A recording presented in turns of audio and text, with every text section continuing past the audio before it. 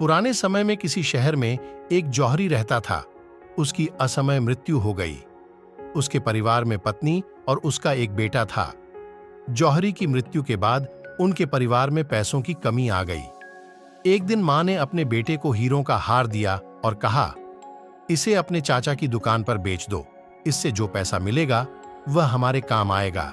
लड़का हार लेकर अपने चाचा की दुकान पर पहुंच गया। चाचा ने हार देखा और कहा, बेटा अभी बाजार मंदा चल रहा है, इस हार को बाद में बेचना। तुम्हें पैसों की जरूरत है तो अभी मुझसे ले लो। तुम चाहो तो मेरी दुकान पर काम भी कर सकते हो। लड़के ने चाचा की बात मान ली और अगले दिन से लड़का अपने चाचा की दुकान पर काम करने लगा। समय के साथ वह लड़का भी हीरो की अच्छी परख करने लगा था। वह असली और नकली हीरे को तुरंत ही पहचान लेता था। एक दिन उसके चाचा ने कहा, अभी बाजार बहुत अच्छा चल रहा है, तुम अपना हीरों का हार बेच सकते हो। लड़का अपनी मां से वह हार लेकर दुकान आ गया और चाचा को दे दिया। लड़के से उसके चाचा ने कहा, अब तो तुम खुद भी हीरों की परख कर लेते हो, इस हार को देखकर इसकी कीमत का अंदाजा लगा सकते हो, इसीलिए तुम खुद इस हार की परख करो। लड़के ने हार को ध्यान से देखा तो उसे मालूम हुआ कि हार में नकली हीरे लगे हैं और इसकी कोई कीमत नहीं है।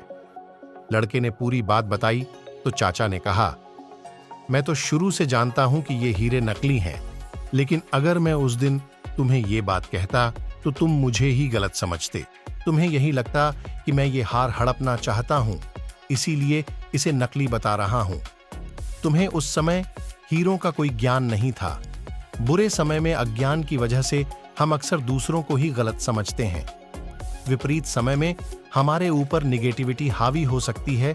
इससे बचने के लिए हरदम प्रभु की स्तुति में लगे रहें। प्रभु की भक्ति आपको कभी भी नकारात्मक अथवा कमजोर नहीं होने देगी।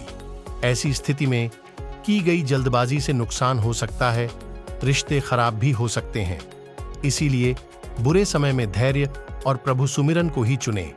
वीडियो अच्छी लगी हो तो लाइक करें, चैनल को सब्सक्राइब करें। नमस्कार।